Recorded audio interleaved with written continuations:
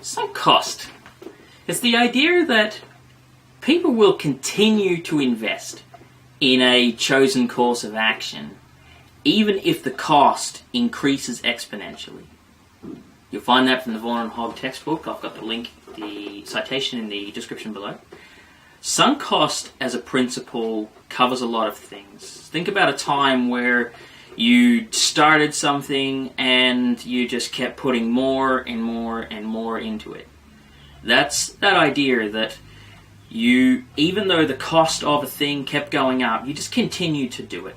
Now, one way to remember sunk costs is to think about the situations where it involves domestic violence. Sunk cost often comes up in domestic violence situations for this reason.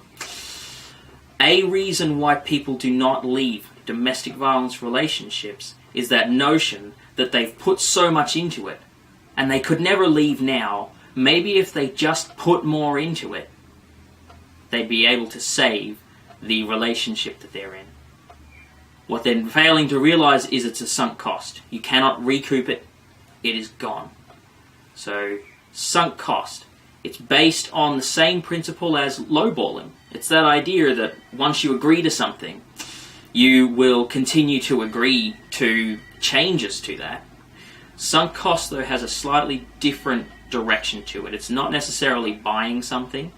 It's the continuing to invest in a thing when you may not ever get that investment back, or where in fact there's a figurative hole in the bucket and anything you put into that is gone.